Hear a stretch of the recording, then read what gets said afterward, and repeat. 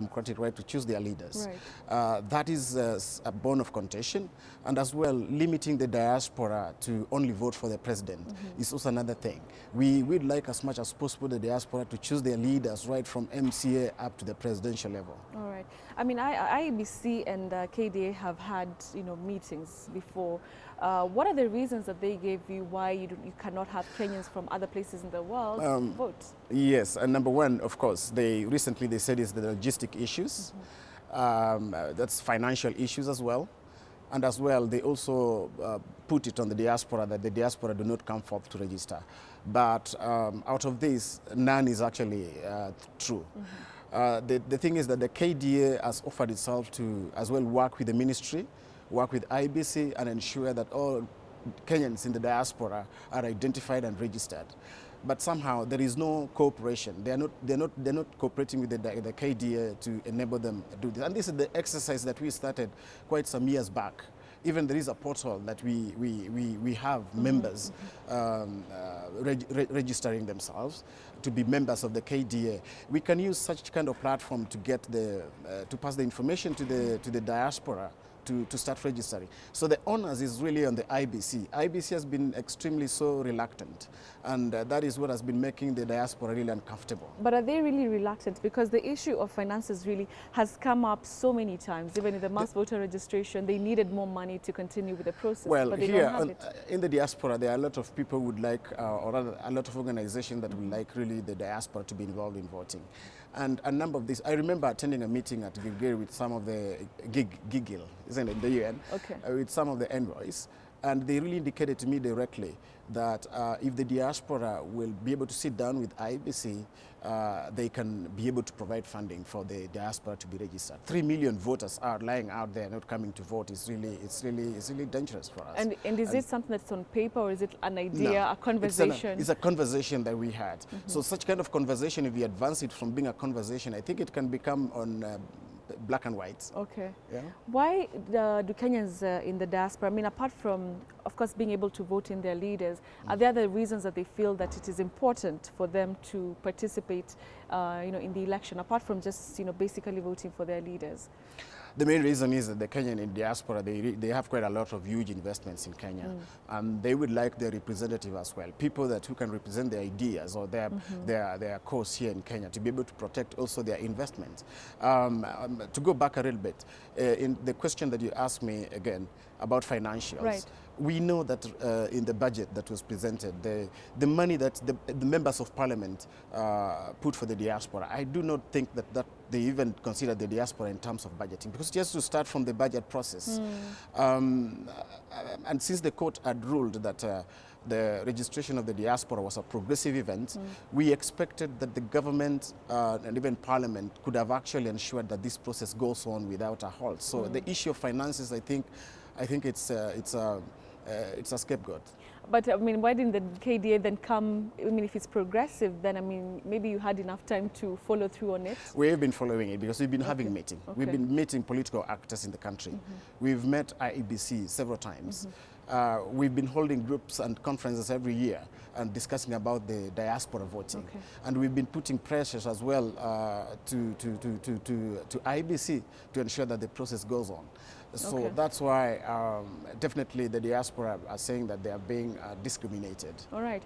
We'll continue the conversation, Elijah, shortly. But I want to also engage Lydia Radoli, who's joining us from Frankfurt, Germany. Thank you so much for joining us. She is a Kenyan living there. What do you make of this? Elijah says that Kenyans in the diaspora feel like they are being discriminated against. Is this the same feeling you have?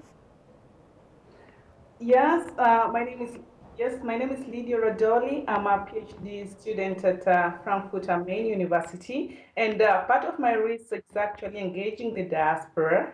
And recently, I talked to several members of the diaspora, and their feeling is quite clearly that they are not engaged fully in the political and civil participation of the country, especially when it comes to voting. Their concern is that diasporas actually play a big role when it comes to economic and social remittances to Kenya, and also because they have this knowledge and skills that they get from various exposures abroad. They would really want to participate and also to engage at the local level, but their voice can only be heard if they feel that they have a stake in the elections, if they feel that their ballot or they participate in the ballot and elect leaders who are really credible to be able to lead Kenya in terms of good governance, transparency. These are things that diasporas want really to see ongoing in Kenya. Do you feel that there is political will from the leaders that we have, whether in government, in the opposition? Because most of the times we see pictures of, Raila Odinga with the Kenyans living in the diaspora in, say, Germany or in London or whatever. We've seen also Uhuru Kenyatta do the same thing. Where is the disconnect right now? Because from that, you could tell, there's a lot of connection, about voting for the right leaders. There's a lot of communication between you and these leaders. But right now, do you feel that that will is still there?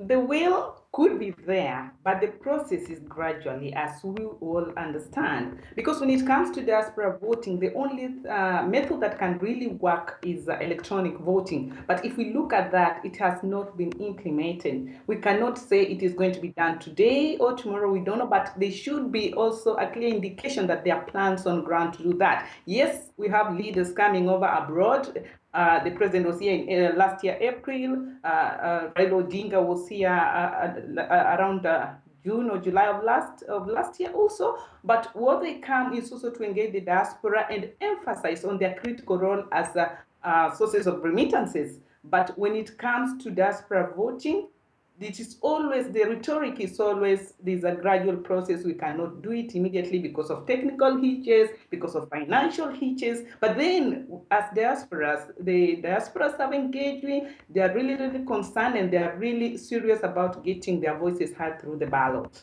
Lydia, you've mentioned something to do with finances, and that's the reason that IEBC has given with regard to why they cannot really have you Kenyans living in the diaspora participate in the election. Do you think that this reason is viable?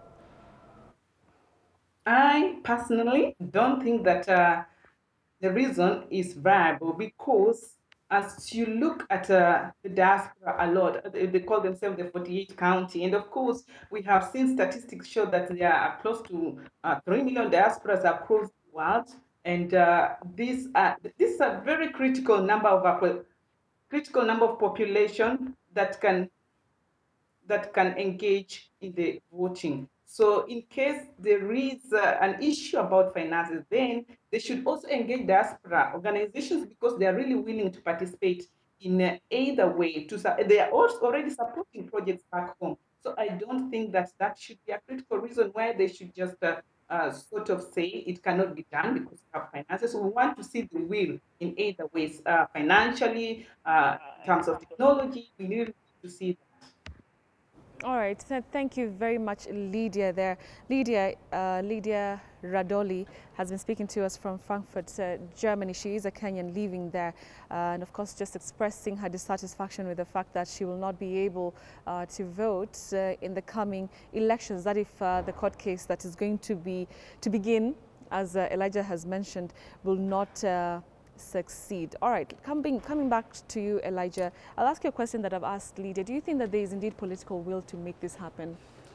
I don't think so, because what we've seen in the past few days is actually that the opposition, that's the called NASA Alliance, they are opposing the registration of the diaspora, while Jubilee wants that to happen for some reasons. We know that there are hidden reasons, perhaps, why Jubilee wants to go ahead and register the diaspora, and why the opposition also is rejecting the same. I think it's also matters of credibility about the IBC and the process itself.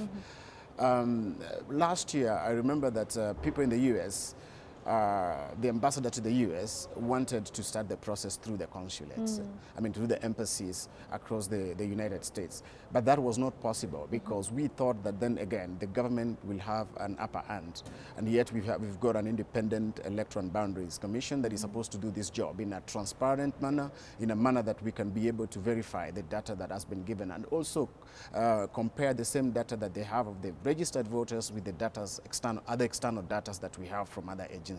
All right. I mean, finally talking, I mean, there are critics who are saying, how about the Kenyans who are, you know, in countries like Malawi, not too far off, why wouldn't they come home, register, and then when it's time for elections to come and vote? Is as well the financial aspect part of it, and as well work-related issues. Okay. Sometimes it's not possible. In fact, the last election, I was in Uganda, and I saw quite a number of Kenyans who didn't travel to come and vote here because they were voting in Uganda. Yeah. Malawi is as well, you can say it's near, it's within Africa, but you're paying about $700 to come. Okay. So $700 to come and vote. And eventually, you know, the happenings here in Kenya is that there are credibility issues that comes with the general election. You might come, vote, and then issues that happened perhaps in 2007 and other areas that IEBC has not put in place to verify the voting exercise to be credible. So those are some of the issues that Kenyans feel like, why should I after all go and vote? But I mean, speaking about what you've just mentioned, do Kenyans in diaspora trust, I mean, do they now trust the IEBC, the newly constituted IEBC, so far?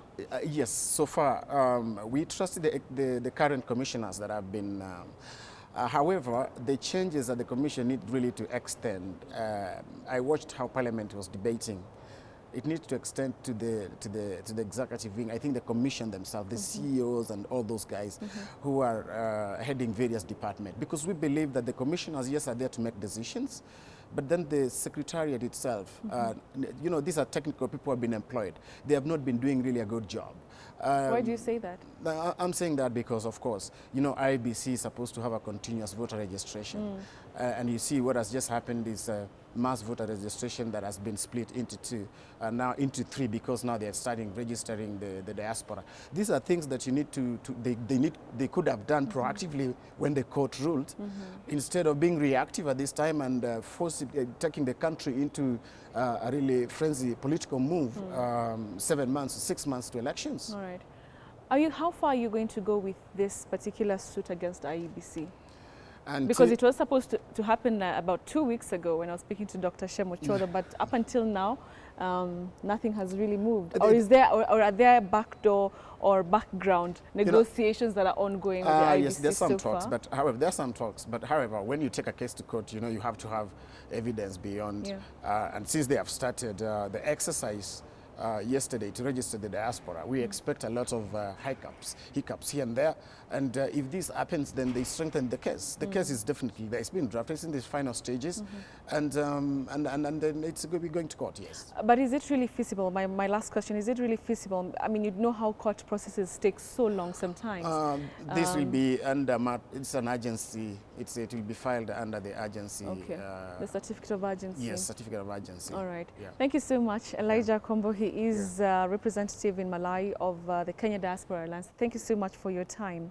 All right, so we want to take a short break on News Center, but we'll be coming back in a few minutes to continue with our coverage. Don't go away. We still have so much more to come, and about so much more to come. We have a very interesting poll that was done, and it's talking about voter bribery. A very interesting conversation, an important one to have as we head on to the elections. It's about 168 days or 167 days there to the elections, and therefore this is a very interesting discussion we'll be having shortly here in studio. So don't go away, we'll be right back.